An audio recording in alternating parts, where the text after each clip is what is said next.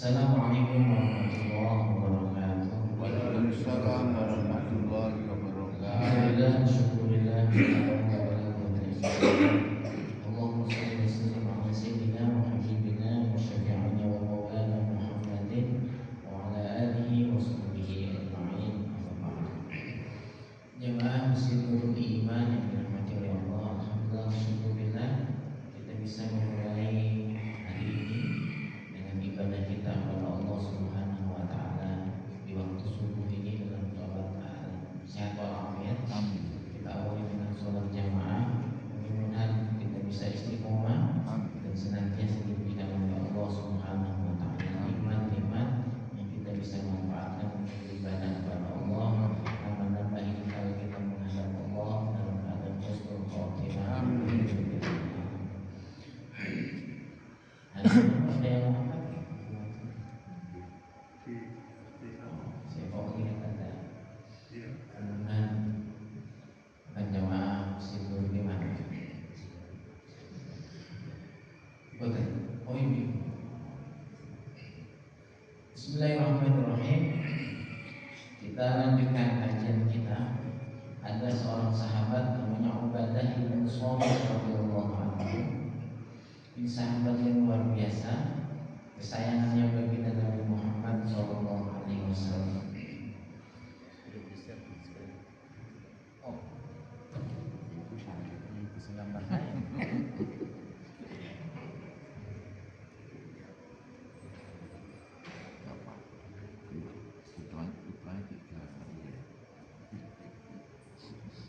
Alhamdulillah diingatkan terlebih. Anis Sunnaji qala dakhaltu 'ala Ubadah ibni Samit wa huwa fil maut fabaqaitu. Jadi As-Sunnaji itu ketika Ubadah bin Samit sakit dan beliau menjelang wafat dan berada di rumah wa huwa fil maut fabaqaitu, lalu menangis. Faqala mahlan. Abu Ubadah bin Samit itu pelan-pelan santai mawon. Lima tapi kenapa kamu menangis? Fa wallahi la yushidu ashadanna laka. Seandainya saya nanti diminta kesaksian, saya pasti akan bersaksi untuk kebaikan.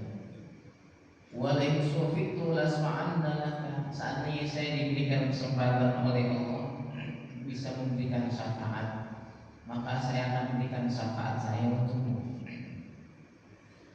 Jadi kalau kita sakit dijenguk orang, maka yang kita sampaikan sesuatu yang baik-baik, baik yang menjenguk ataupun yang dijenguk. Yang menjenguk mendoakan kesehatan, yang dijenguk yang mendoakan yang mendoakan. Nanti kalau saya diminta kesaksian sama Allah, maka saya akan mengatakan, ya Allah, sahabat saya ini fulan ini orang-orang baik semuanya, sudah memberikan hak dan kewajibannya menjenguk saudaranya yang sakit. Nah, itu bagian dari kita berinteraksi antara yang menjenguk dan yang walid sufiqtu. Ya nanti kalau saya dikasih kesempatan memberikan syafaat, saya kasih syafaat itu untuk jenengan. Wala istata'tu la anfa'annaka, sebagaimana saya nanti mampu, apapun saya diberikan oleh Allah kemampuan, la anfa'annaka, sungguh-sungguh saya akan memberikan manfaat kepada dirimu. Ini sahabat sejati betul. Tsumma qala wallahi ma haditsun sami'tuhu min Rasulillah sallallahu alaihi wasallam fihi khairun illa qad hadastukum illa hadisan wahidan. Demi Allah, tidaklah saya mendengar satu hadis pun yang saya dengar dari baginda Rasulullah sallallahu alaihi wasallam ketika di situ ada kebaikan, ya, illa qad hadastukum, pasti saya ceritakan kepada kalian. Nah, ini namanya bagaimana kita diperintahkan oleh Rasulullah SAW, balighu anni. Jadi yang saya sampaikan tolong dikeluarkan, bagian dari bagaimana satu komunitas muslim dengan muslim yang lainnya itu memiliki tanggung jawab untuk saling menjaga, Kita ini kadang-kadang pembicaraan kita terlalu banyak pada hal-hal yang tidak ada nilainya untuk agama kita. Nah, cara orang berdakwah menyampaikan kebaikan itu banyak sekali. Dan kita pernah merasa nggak kalau kita ini punya kewajiban itu ngajak orang kebaikan? Pernah nggak kita ngajak? Gimana kamu sudah umur 60 ini sholat kamu sudah istiqomah belum? Kita ini sudah sepuh-sepuh, nanti reuni SMA ini yang diceritakan jangan mantannya dulu. Ya, saya dulu pernah pacaran sama kamu. Wah, ini bahaya. Kalau reuni itu ngobrol ya, jangan ngobrolin penyakit saja, jangan ngobrolin anak saja. Ngobrolkan dan mempertanyakan kita sudah siap wafat atau belum, kita sudah siap ngadep Allah atau belum. Banyak orang itu, saya sekali melihat di beranda Facebook saya, Instagram saya itu ada seorang anak muda, mungkin seumuran saya. Dia bikin konten namanya Bali Quick Talks. Bali. Apa yang diajak? Siapa yang diajak? Yang diajak ngomong turis-turis yang pakai kartu-kartu itu. Pertama saya kaget, dia lo ngapain sih ditanya-tanya? Dia deketin turis yang lagi berjemur di pantai. Dia bertanya tentang apa? Banyak kan? Misalnya dia tanya, apa arti hidup untuk kalian? Jadi bule yang lagi jemur di pantai itu ketika pertanyaannya begitu dia kan bingung. Iya, saya nyari arti kehidupan apa ya? Apa yang membuat hidup kamu menjadi sedih? Apa yang membuat kalian paling merasa bahagia di dunia ini? Itu pertanyaannya dalam-dalam gitu. Dan banyak bule-bule itu ketika ditanya itu dia jadi ternyata gitu. Iya ya, selama ini saya cari arti hidup saya apa ya? Apa yang membuat saya bahagia di dunia ini? Apa yang membuat saya sedih di dunia ini? Apa kamu sudah menemukan cinta sejati? Sampai nanti pada titik dia berbicara ngobrol tentang spiritualitas, tentang agama. Maka ada judul film yang bagus di Bali itu, bintangnya Julia Robert. Nah, Eko mungkin nonton. Pray, Eat, and Love gitu ya, kalau nggak salah judulnya. Berdoa, makan, dan cinta kasih. Itu jadi di dalam situasi yang paling nggak bener pun dalam hidup manusia, orang itu kadang-kadang berpikir tentang spiritualitas.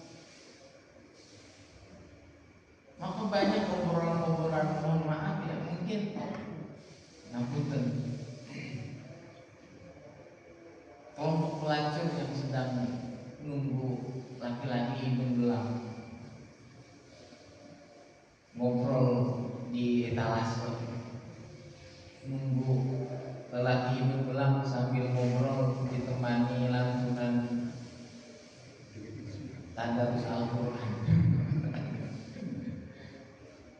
Jadi kalau Surabaya itu yang tadarus kalau malam Ramadan kan tadarus di mana-mana ada, walaupun di Gang Luli zaman dulu tempat pelacur.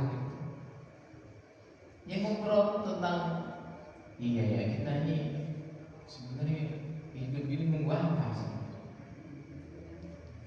Sehingga ada fenomena-fenomena yang dia hambanya Allah itu macam-macam gitu.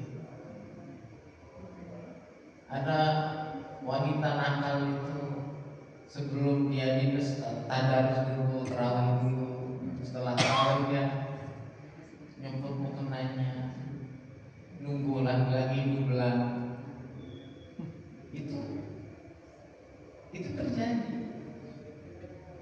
Dan banyak fenomena-fenomena seperti itu. Ada teman saya gitu biru, ketika teman-temannya main ke rumahnya di Surabaya, rumahnya di Gang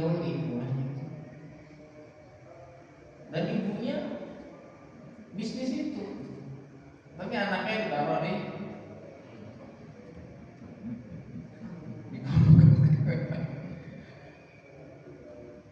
ya kita bersyukur gitu, bisa merasakan kenikmatan ibadah tanpa harus diganggu dengan dosa-dosa besar kita yang kita terjebak di situ. Maka Ubadah bin Samit ini punya komitmen seperti itu. Jadi masa sami'tu min Rasulillah hadisun sami'tu min Rasulillah sallallahu alaihi wasallam lakum fi khairun illa qad hadastumuhu illa hadisan wahidah. Tapi ada satu hadis yang belum saya sampaikan, kata Ubadah bin Samit. Saufa uhaddisukumul yauma. Saya mau ceritakan hadis itu ke kalian sekarang ini. Jadi baru di detik-detik akhir beliau itu hadis yang satu yang mau disimpan, mau disampaikan ketika beliau akan wafat. Waqad ukhita bi nafsi. Saya ini ya sungguh-sungguh kondisi saya sekarang sedang diliputi ya kegamahan.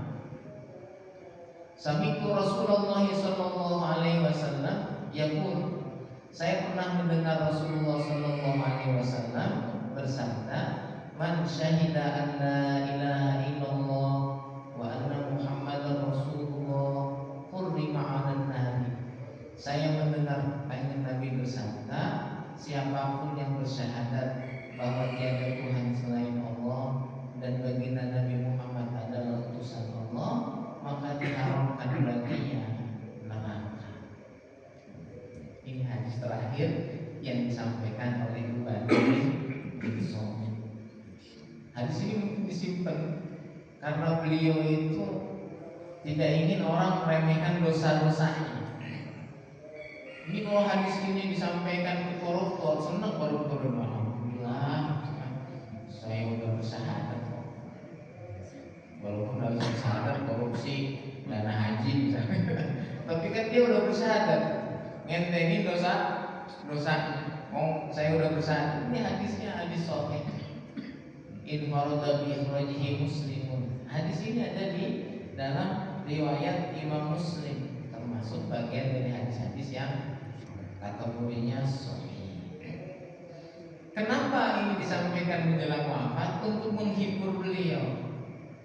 Saya ini banyak dosanya, nggak bisa beribadah sebaik mungkin dan semaksimal mungkin.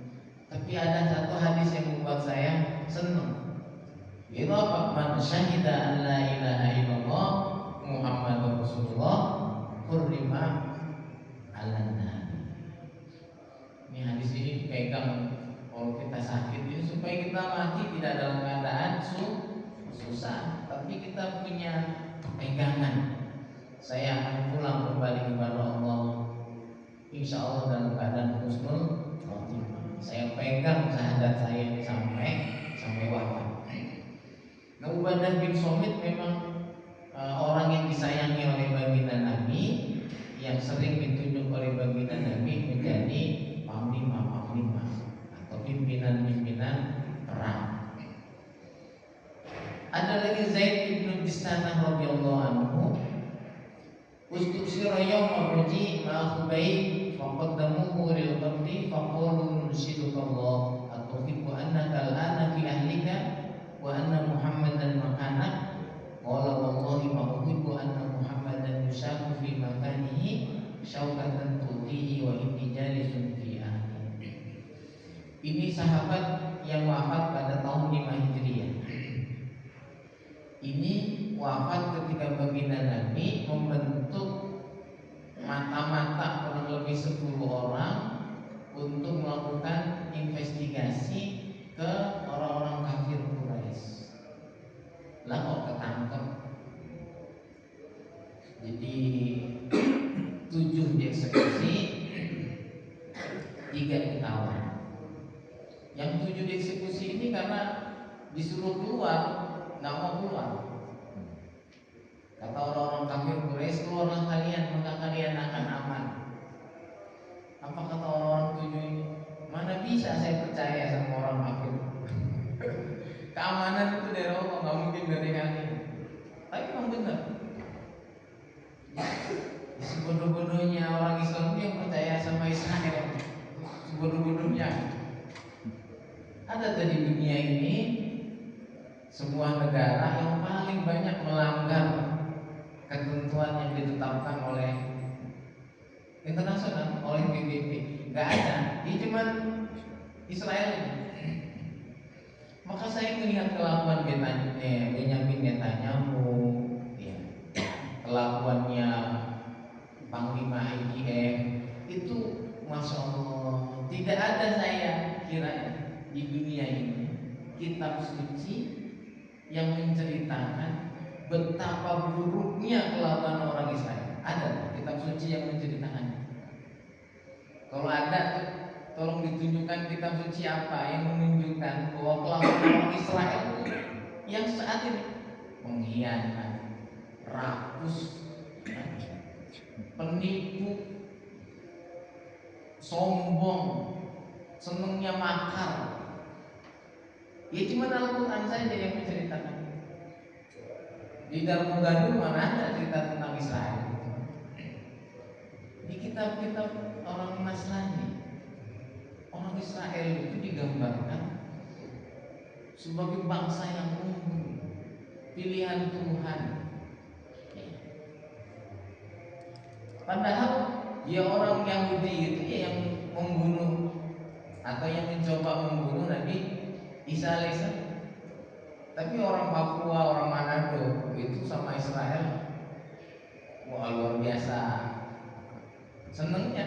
Bendera Israel di sana ditaruh di Manado. Kenapa? Orang mereka orang Kristen yang taat, dan orang Kristen itu dianggap diperintahkan untuk menghormati orang Yahudi.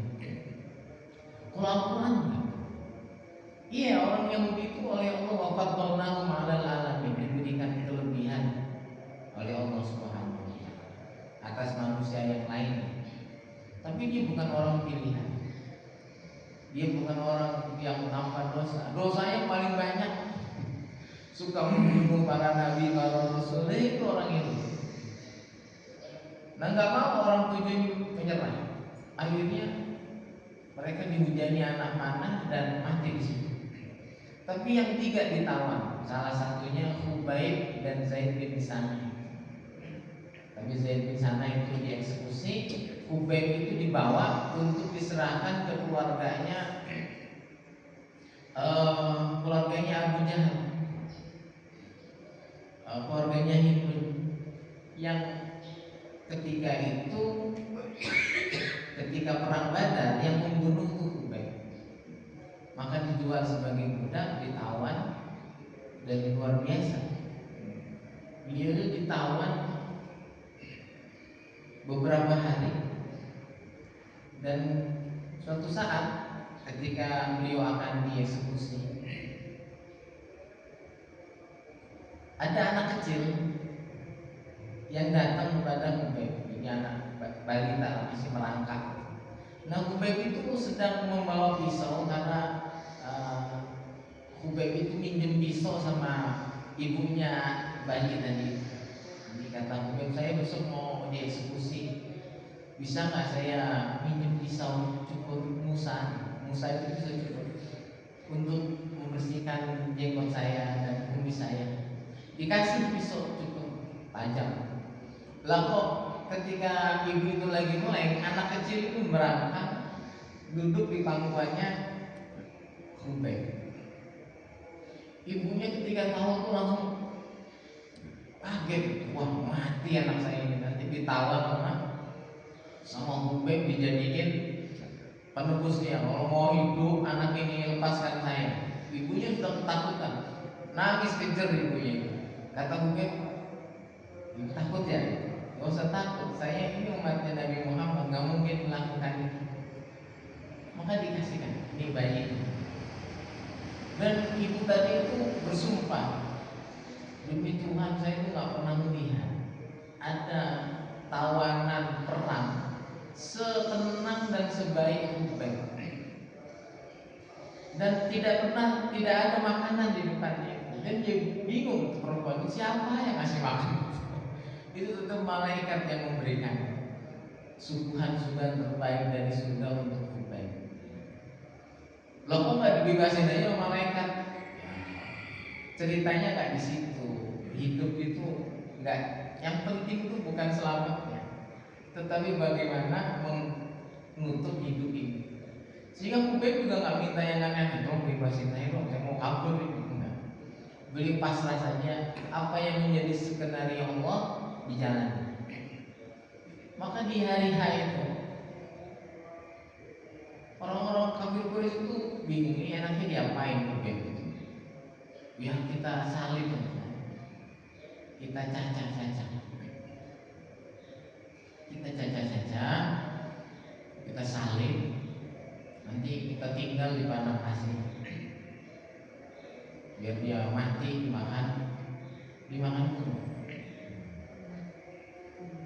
Sehingga di hari itu Hubei, kamu akan kita eksekusi hari ini, kamu mau apa terakhir itu? Jadi orang kafir Quraisy juga masih punya perasaan.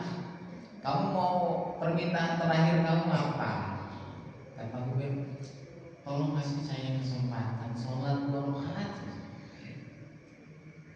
Ya sudah, cuma itu toh. Oke, saya cuma mau sholat 2 rakaat. Diberikan kesempatan sholat 2 rakaat. Dikira orang kafir Quraisy itu, ya, Hubei itu minta sholat 2 rakaat, itu dilama-lamain sholatnya. Kalau kita kira-kira berapa jam sholat? Ya, kalau bisa 2 jam setengah kan sholat. Di rakaat pertama 1 jam 2 seperempat, rakaat kedua 1 jam seperempat, lumayan, undang-undang mati. Tapi Hubei itu sholat biasa saja, bahkan agak dipercepat saja. Kenapa? Ketika ditanya, kamu kok sholatnya biasanya nggak diperlambat? Saya ini khawatir kalau sholat saya lamain, kamu nyangka saya itu takut mati. Padahal saya nggak takut mati. Itu Hubei. Maka ketika beliau itu akan diedel-edel, tubuhnya itu jadi kayak karet, jadi nggak bisa dicacah, itu nggak bisa. Nah, stres orang kafir, diapain orang ini? Akhirnya ya sudah diikat saja, disalib, diikat, ditaruh di panas matahari. Lalu yang dipanggil oleh Hubei itu, ya Rasulullah, Kanjeng Nabi tolong saya. Kanjeng Nabi tolong saya. Dan dilalahnya Rasulullah SAW memerintahkan para sahabat yang di Madinah untuk jemput Hubei, untuk jenazahnya supaya dikemudikan dengan baik. Padahal ya nggak ada yang tahu taruh di mana. Ini salah satu bagian dari bagaimana Rasulullah SAW begitu cintanya kepada para sahabat, bisa menunjukkan titik-titik rahasia kematian para sahabat. Sehingga ketika itu para sahabat yang diutus menemukan jenazahnya Hubei, bisa dikuburkan dalam keadaan yang layak. Tetapi ketika itu faqalu nursidullah atuhibbu annaka al'ana fi ahlika. Ketika mau dieksekusi Zaid bin di sana ini sahabatnya Hubei lebih dulu dieksekusi. Kamu mau apa? Apakah kamu senang kalau sekarang kamu berada di keluargamu dan Muhammad itu berada di posisi kamu? Kalau kamu mau, ya sudah, kamu bawa Muhammad sini sebagai gantinya. Apa jawaban Zaid bin di sana? Wallahi ma uhibbu anna Muhammadan yusallu fi makani syaukatan tulihi wa inni jalisun fi ahli. Ini ucapan banyak sahabat, tidak hanya satu. Beberapa sahabat yang ketika ditawan dan diberi tawaran, gimana kalau kamu diganti oleh Muhammad? Jadi kalau kamu mau hidup, bawa Muhammad ke sini. Jawabannya sama nih para sahabat Rasulullah. Wallahi demi Allah, ma uhibbu, saya ini nggak senang anna Muhammad dan Yusaku baginda Nabi itu terkena duri fi makanihi, di rumahnya. Jadi kalau saya dengar baginda Rasul itu tertusuk duri satu saja di rumah beliau, yang satu tusukan duri itu menyakiti beliau, wa inni jalisun fi ahli, sedangkan saya sedang duduk di keluarga saya. Saya nggak mau itu. Jangankan nempatin posisi saya, lebih baik saya ditusuk satu duri ketimbang Rasulullah yang kena duri. Ini Zaid bin Bisana. Nah, beberapa sahabat Rasulullah SAW tugasnya itu menjadi perisainya Kanjeng Nabi Muhammad SAW. Salah satunya ya Ubadah bin Somit yang tadi di atas. Jadi Ubadah bin Somit itu tugasnya beliau itu, kalau perang dia harus berada di depannya Rasulullah untuk melindungi Kanjeng Nabi. Jadi sebelum panah kena Nabi, ya kena dia dulu. Sebelum pedang kena kepada Rasulullah, ya dia dulu menjadi perisai. Jadi perisai itu. Kalau ditanya apa imbalannya, nggak ada, nggak minta macam-macam. Cuma minta bisa dekat dengan Rasulullah SAW. Nah kita seperti itu. Maka ada ayat dalam Al-Quran. Ini monggo kita jadikan bekal bersama. Ya ayyuhalladzina amanu hal adullukum ala tijaratin tunjikum min adzabin alim. Wahai orang-orang yang beriman, ya, apakah kalian mau saya beritahukan sebuah bisnis yang bisa menyelamatkan kalian dari siksaan yang pedih? Ini ada dalam surat As-Saff ayat 10. Kalian mau nggak 10 atau 11? Kalian mau nggak saya tunjukin bisnis yang bisa menyelamatkan kalian dari siksa yang pedih? Yuk pada mau semuanya. Apa? Tu'minuna billah, kalian iman yang benar kepada Allah. Wa tujahiduna fi sabilillahi, kalian berjihad di jalan Allah. Bi amwalikum wa anfusikum, pakai harta kalian, pakai jiwa kalian. Dzalikum khairul lakum in kuntum ta'lamun, itu lebih baik dari apapun yang jika kalian ketahui. Nah, ini yang menjadi pegangannya Abu Darda radhiyallahu anhu. Abu Darda itu saudaranya Abdullah bin Rawahah, penyairnya Kanjeng Nabi. Jadi kalau sedang perang, Rasulullah sedang dalam perjalanan, yang disuruh melantunkan nasyid dan syair-syair itu Abdullah bin Rawahah, saudaranya Abu Darda. Abu Darda ini yang kita bahas. Nah, Abu Darda itu masuk Islam terlambat sekali. Jadi para sahabat di Madinah sudah masuk Islam semuanya. Ya. Abu Darda itu baru masuk Islam. Masuk Islam itu baru setelah selesai perang Badar. Baru masuk Islam. Sebelumnya nggak masuk Islam Abu Darda. Masuk Islam itu ya setelah Abdullah bin Rawahah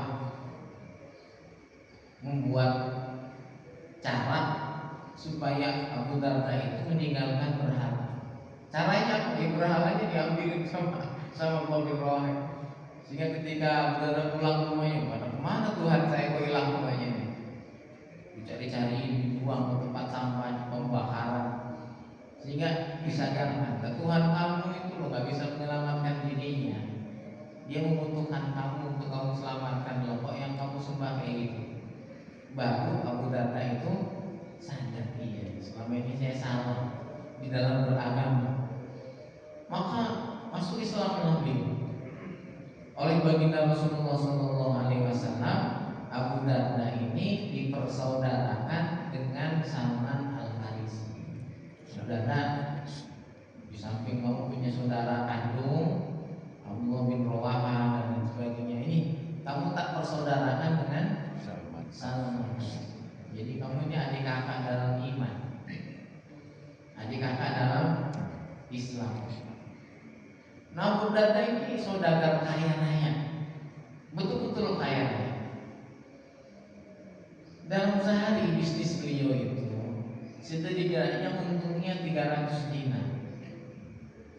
300 dinar itu kalau sekarang 1 dinar 2,7 kali 300 berarti kan kita tahu. Ini orang bank biasanya cepat menjual 750 kita 750 gram dapat 1 kalau nggak salah. Kita kan juga bank juga. Ya 800 2,7 gram kali 300. Jadi 2,7 gram kali 300. 81 kayaknya nggak mungkin lah, 300. Pinter. 3 kali 7 berapa? 800 terus 800 gram. 800 gram itu sama dengan berapa kilo kalau emas? 1 kilo itu berapa gram sih?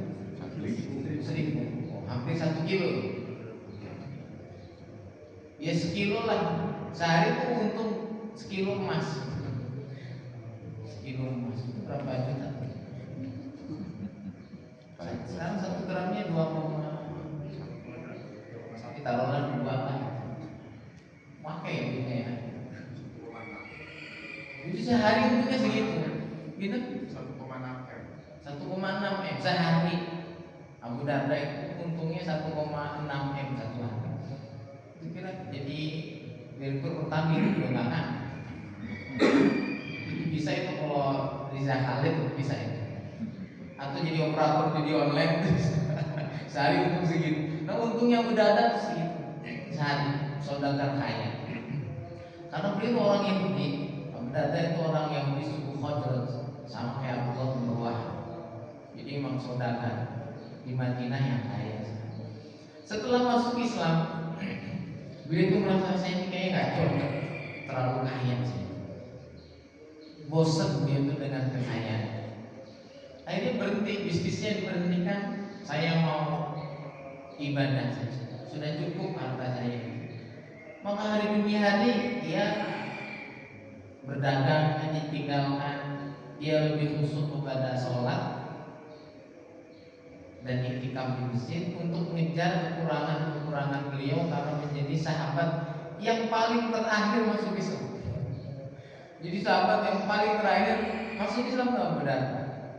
Tapi masya Allah luar biasa, beliau itu dimanapun kanjeng Nabi perang ikut. Setelah Nabi wafat, dimanapun ditunjuk beliau itu akan berangkat. Abu Darda itu termasuk orang yang ikut dalam menaklukkan Siprus. Siprus itu dekat Yunani, antara Yunani, Siprus, Turki, perbatasannya ya berdekatan. Jadi Siprus itu dulu menjadi kekuasaannya umat Islam. Di zamannya para sahabat itu sudah ditaklukkan. Termasuk yang menaklukkan itu Abu Darda. Saya nggak bisa membayangkan bagaimana orang-orang Islam itu bisa sampai ke Siprus, bisa sampai ke Afrika. Nggak lama-lama. Jadi Rasulullah wafat 12 tahun setelah wafatnya Rasulullah. Umat Islam belum nyampe ke sana. Jadi cepat sekali agama Islam itu menyebar di muka bumi.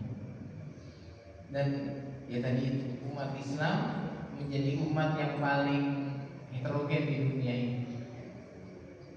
Makanya dengan kalau nanti umroh haji itu bisa lihat bagaimana umatnya kanjeng Nabi Muhammad SAW macam-macam orangnya.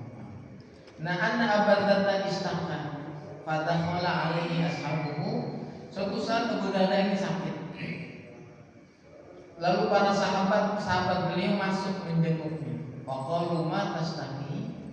Mereka bertanya, apa yang kamu keluhkan? Qala astaqi dunubi, saya ini mengeluhkan dosa-dosa saya. Persis seperti ucapannya Sayyidina Abu Bakar As-Siddiq. Jadi ucapannya Abu Bakar As-Siddiq direplikasi oleh Abu Darda. Jadi beliau terinspirasi betul. Mudah-mudahan kita juga nanti begitu. Apa yang kau keluhkan. Saya keluhkan dosa-dosa saya. Saya ini masuk Islam kali terakhir. Saudara-saudara, saya udah perang lawan pasukan di perang Badar. Saya masih jadi orang kafir. Betapa lambatnya keimanan saya. Kalau kamu tastahi, kamu ingin apa? Kalau astahil, saya pengen mau masuk surga. Kalau afalana tulah ketobiban, mau nggak saya panggilin dokter? Kalau waladi jangan, nggak usah. Ya dokter itu yang sekarang ngasih saya sakit ini ya dokter itu. Jadi nggak perlu dipanggil, karena saya nanti kayaknya meninggal di sakit ini. Itu ucapannya Abu Darda, sama persis dengan ucapannya Abu Bakar As-Siddiq. Nanti sama persis dengan ucapan kita insya Allah menjelang wafatnya kita. Ini kalau yang cukup nanyanya ini, yang cukup nanyanya yang lain kok. Jadi ini pertanyaannya sama. Qala haddatsana Ismail bin Ubaidillah anna Abu Muslim qala jitu Abu Darda. Saya suatu saat datang kepada Abu Darda ketika beliau sakit. Wa huwa yajudu bi nafsihi, dan beliau itu sedang ngeluh dirinya. Sedang ngeluh dirinya. Kalau di atas itu beliau sedang mengeluh terhadap dosa-dosanya, tetapi di pertemuan yang lain beliau itu sedang ngeluh diri. Jadi seimbang ya. Jadi jangan terlalu membuat diri kita itu merasa berdosa terus sehingga kita lupa mensyukuri ibadah-ibadah kita. Nah, Abu Darda itu satu saat ketika beliau sakit, ya judu binafsihi, ngeluh dirinya. Faqala, beliau berkata, ala rajulun ya'malu bi misli masra'i. Ada atau tidaknya orang yang melakukan pertempuran seperti diri? Saya ini ikut perang, kemana perang saya datang. Ala rajulun ya'malu bi misli yaumi hadza. Ada nggak orang itu yang beramal seperti amalku pada hari ini? Harta dia diberikan semuanya untuk Islam. Beliau tinggalkan bisnisnya untuk ngurus akhiratnya. Dan beliau meninggalkan bisnis itu di masa-masa produktifnya. Bukan udah sepuh, kalau udah sepuh nggak bisnis ini maklum ya, udah capek. Tapi beliau meninggalkan bisnis itu di waktu sebenarnya beliau pada puncak kejayaan sebagai seorang saudagar. Ala rajulun ya'malu li misli sa'ati hadhihi. Ada atau tidak orang yang melakukan amal seperti saatku hari ini? Beliau bertanya saja, tidak terlalu frontal ngomong dirinya. Itu mampu gitu, kemudian beliau wafat. Jadi habis ngomong seperti itu, beliau diwafatkan oleh Allah Subhanahu wa Ta'ala. Di mana makam beliau? Makam beliau ada di Mesir. Ada di Mesir. Tetapi ya gitu, di Mesir itu makamnya orang-orang hebat, di Timur Tengah itu ya biasa saja. Masih kalah sama makamnya situ. Di Indonesia ini makamnya bagus-bagus. Tapi kalau di Mesir makamnya Abu Darda, sahabat Rasulullah, makamnya Imam Asy-Syafi'i, ya biasa saja. Itu seandainya ditaruh di Indonesia, wah, itu yang ziarah pasti wah kayak gitu. Tapi kalau di Mesir ini biasa saja, cuma dikasih kubah, tidak terlalu banyak. Kalau di Indonesia kan diorkestrasi, bahkan dijadikan ladang bisnis untuk uang sedekah. Seperti di mana nih? Di Sunan Gunung Jati, pernah sana nih? Kalau Sunan Gunung Jati 1 meter itu sudah ada yang minta pakai kotak. Kita suruh masukin. Kalau nggak masukin dimarahin gitu. Ayo pak, main dulu. Jadi suruh bayar. Dan saya mantau kali ini memang kurang ajar sama orang-orang. Nggak boleh gitu. Jadi saya ingat ayah saya pernah marah itu ketika dia di makam Sunan Ampel. Ketika beliau ziarah ke sana, banyak orang narik-narik. Sama ayah saya dimarahin. Apa bahasa? Ngemis jangan kuburan. Orang di kuburan tuh ingat akhirat, malah ngemis di sini. Saya ingat ayah saya marahin orang terang-terangan tuh ya di situ. Ya, mungkin saking jengahnya. Bagaimana ziarah lalu dimintai dengan cara yang tidak baik.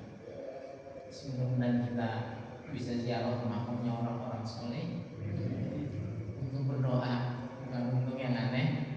Nah, ini Abu Darda, contoh dari sahabat Rasulullah SAW. Islamnya terakhir, tetapi beliau mengejar dengan baik. Maka saya sering sampaikan ke jamaah yang baru sholat setelah pensiun, habis sholat ketika sudah berpuluh tahun, baru mikir agama ketika udah sakit-sakitan. Saya bilang nggak apa-apa, hanya Nabi itu sahabatnya ada yang seperti dengan ya nggak persis banget ya, tapi ada. Sinten Abu Darda. Abu Darda itu teman-temannya udah masuk Islam semuanya, dia masih menyembah berhala. Tetapi oleh Allah Subhanahu wa Ta'ala diberi hidayah, meskipun terlambat, yang penting istiqomah setelah itu. Jadi dengan dikasih, sebenarnya orang yang tobat di akhir hidup itu orang yang disayang Allah.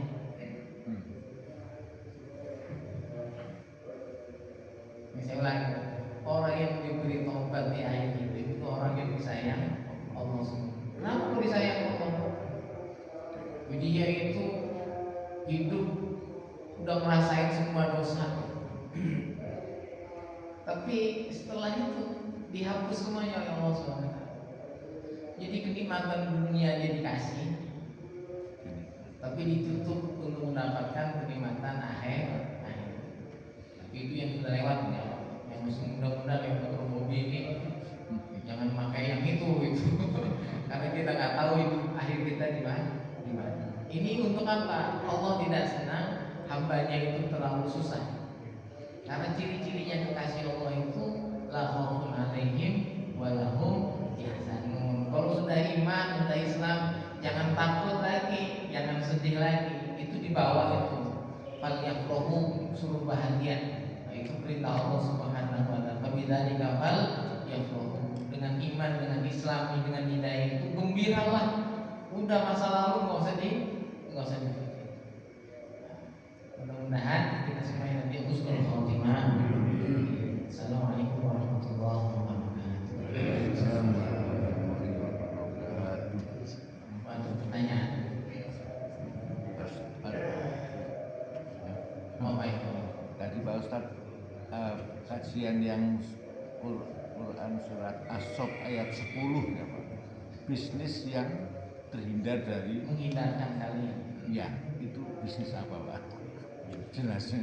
Oh iya, saya tu'minuna billahi wa rasulihi wa tujahiduna fi sabilillahi bi amwalikum wa anfusikum dzalikum khairul lakum in kuntum ta'lamun. Yaghfir lakum dzunubakum wa yudkhilukum jannatin tajri min tahtiha al-anhar wa masakin thayyibatan fi jannatin 'adn dzalikal fawzul 'adzim. Bisnis yang bisa menyelamatkan kita dari siksaan yang gede, yang pertama iman kepada Allah, iman kepada Rasulullah, berjihad di jalan Allah dengan harta dan nyawa kita. Itu bisnis. Tinggal nanti mau bisnis di sektor apa jenengan? Nah, semua sektor tapi harus ada 3 unsur. Iman kepada Allah dan jihad. Jihad ini banyak. Yang paling berat ya perang. Tapi kan nggak mungkin dengan Pak Eko sekarang pergi ke Gaza, malah mengikuti orang Gaza sebenarnya. Ya cari jihad yang lain. Apa itu? Ya ngurus masjid, ngeramut masjid Nurul Iman, ngeramein masjid Nurul Iman. Sewaktu-waktu longgar bersih-bersih di masjid, azan ini kan saya lagi pernah azan juga. Azan sholat zuhur. Dulu mukul beduk, ya apapun yang dilakukan untuk berjihad di jalan Allah Subhanahu wa Ta'ala, dan harus konsisten.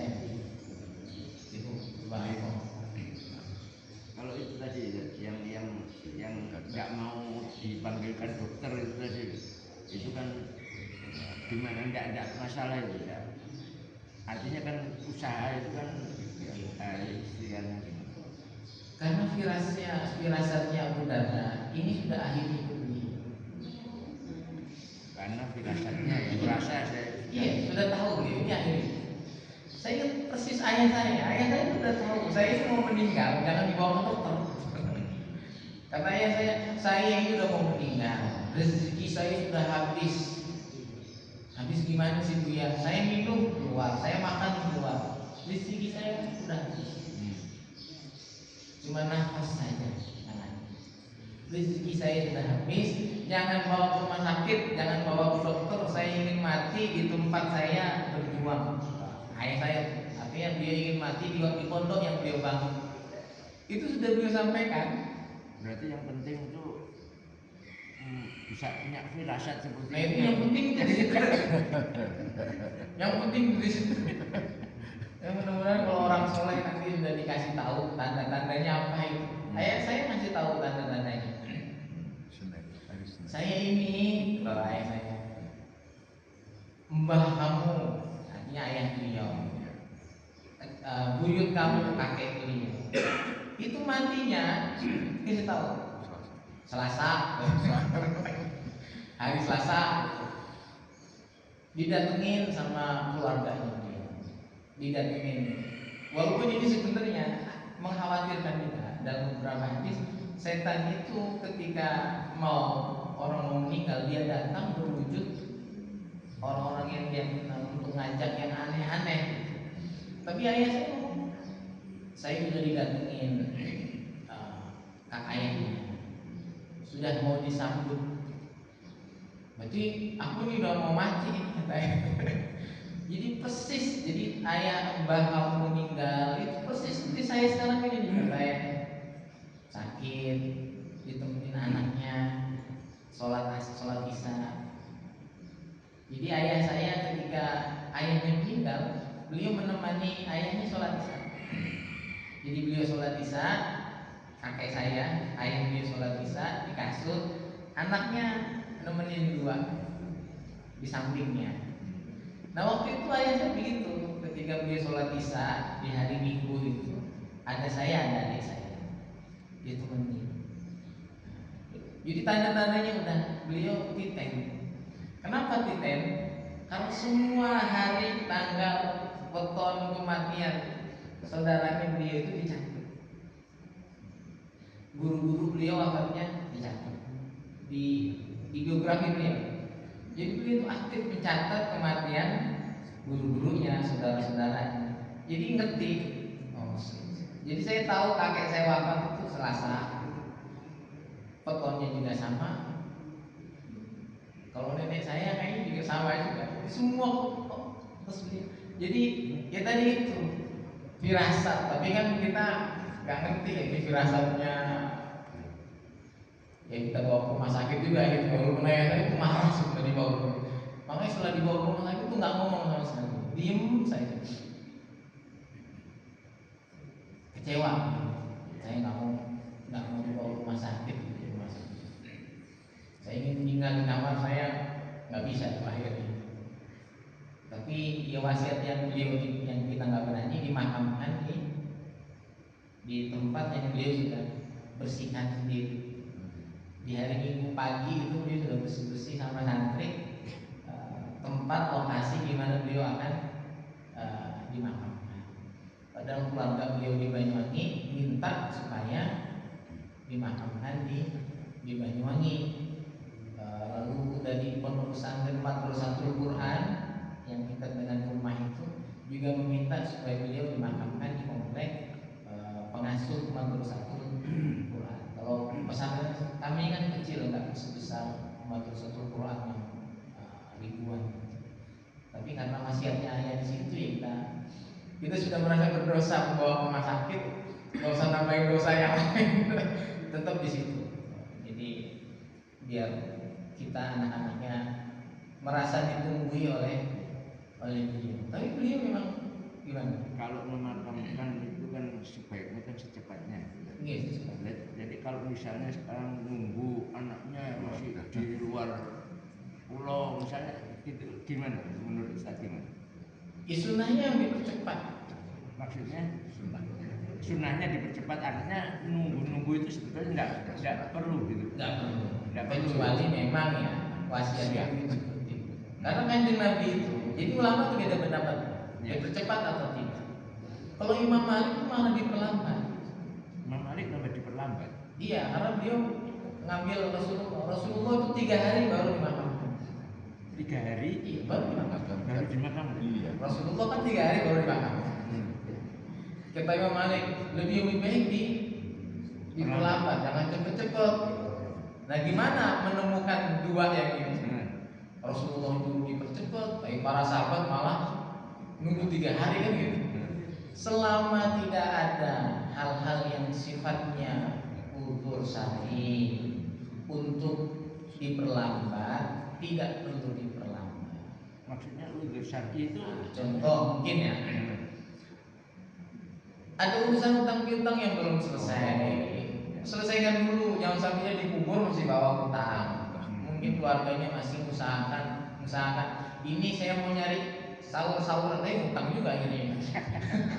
Atau ada sesuatu yang bisa kita jual untuk supaya dikubur itu ayah saya, ibu saya itu hutangnya sudah tidak ada, itu urusan. Atau mungkin ada keluarga yang belum datang, sekiranya kalau dia tidak melihat ayahnya tidak bisa nyolatin terakhir jenazah bapaknya, ada sesuatu yang membuat dirinya ganjel di hati, penyesalan seumur hidup gitu, karena dia merasa waktu sakit saya nggak ngerawat bapak saya, waktu ibu saya sakit saya juga nggak pernah jenguk, sekarang ibu saya meninggal saya juga nggak bisa nyolatin, nggak bisa nyium. Itu ada penyesalan, ya ditunggu, ya betul nomor. Ya tadi itu untuk mengkompromikan dua hal ini, gitu nggak? Tapi kalau Nabi itu kan kasusnya beda. Iya. Artinya pemimpin setelah Nabi siapa itu ya? Iya. Kalau Nabi, yang penting berarti ada alasannya. Ada alasannya buat kalau kita kan mau pemimpin siapa menggantiin kita kan gitu. Ya tapi selama itu 3 hari itu kan lama. Nah Imam Malik itu pemikirannya begini dia, ditunda-tunda dulu selama barangkali beliau itu orang yang mati ini matinya mati suri ya, jangan hidup ya orang. Kalau udah cepet-cepet langsung dikuburin ya jangan dia masih hidup. Saya itu kadang waktu memandikan ayah saya, kan ada semacam dinil itu penolakan. Ini ayah saya belum meninggal kemarin masih bersih gitu kan. Karena waktu saya mandikan badan ayah saya itu masih terasa nggak dingin gitu, jadi kita sentuh masih hangat. Sehingga saya ngomong sama dia, badannya Buya masih hangat, kayaknya masih hidup masih hidup paling Buya itu. Nah, kalau yang lainnya sudah nggak ada, sudah dokter sudah menyatakan nggak ada. Ya, tengah-tengah lah. Nggih. Katanya kalau ziarah ke makam orang soleh itu ada yang ada takbir mana sebaiknya itu atau bukan sebaiknya ada yang harusnya itu kalau misalnya berdoa doanya itu seperti apa, kemudian kalau yang yasin takbir itu bagaimana begitu. Kalau Yasin itu kan ada hadis Rasulullah SAW, bacakan orang-orang mati harian Yasin. Itu dibaca di makam. Tapi dibaca tahlil itu bagian dari zikir yang diambil dari Al-Quran. Jadi dibaca semuanya betul-betul. Yasin, tahlil, baca Quran, baca doa. Tapi yang terpenting di dalam kita berziarah adalah mendoakan orang yang wafat. Dan yang kedua, ya kita dengan ziarah itu ingat mati. Itu yang terpenting. Sedangkan tawasul dan lain sebagainya, ya ulama berbeda pendapat terkait dengan itu. Yang mau tawasul monggo, yang tidak tawasul ya nggak apa-apa, nggak masalah. Tapi ziarah itu penting. Ziarah itu penting. Kalau bisa ziarah itu jangan rombongan. Kalau ziarah rombongan itu malah banyak belanjanya sama ziarahnya. Ziarah itu ya sekeluarga mawon naik mobil aja ziarah makam Nyai Hamid malam-malam. Khususnya dapat, ya kan? Ya kalau rame-rame ya kadang-kadang seneng belanja, ya nggak apa-apa untuk menjalin silaturahim. Tapi yang benar ya, yang lebih khusus itu kalau kita berangkat sekeluarga atau sendiri ingin mati di situ. Kelihatannya Nabi katanya kalau ziarah itu menjelang subuh. Iya. Di makam. Karena kan Masjid Nabawi sananya kan pagi. Ingin mati betulan.